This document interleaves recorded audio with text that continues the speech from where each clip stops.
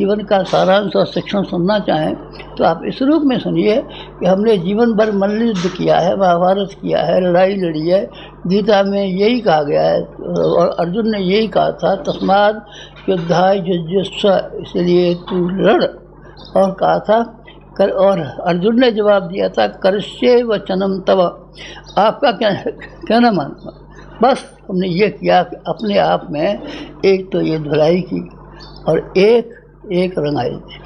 रंगाई क्या की कि अपने आप को सौंप दिया। आप किसी को सौंप सकते हैं नहीं, आप सौंपना बड़ा मुश्किल है।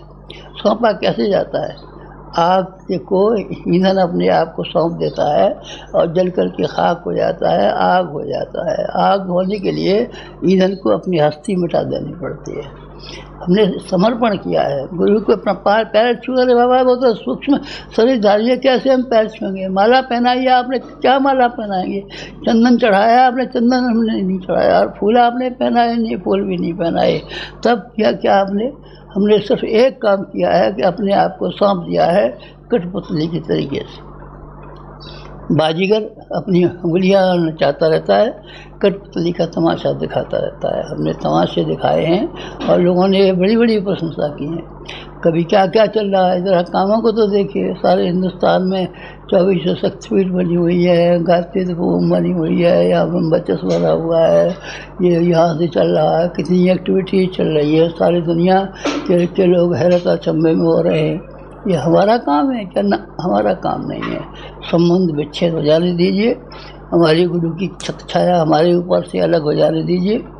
हमारे समर्पण का भाव है उसको आप दूर हो जाने दीजिए, फिर हम सामान रह जाएंगे। फिर आप हमारे यहाँ काम करेंगे तो आप नौकर की तरीके से काम करेंगे। हम आपको 250 रुपया महीना दे दिया करेंगे, अब हमारे यहाँ मजदूरी करते रहना।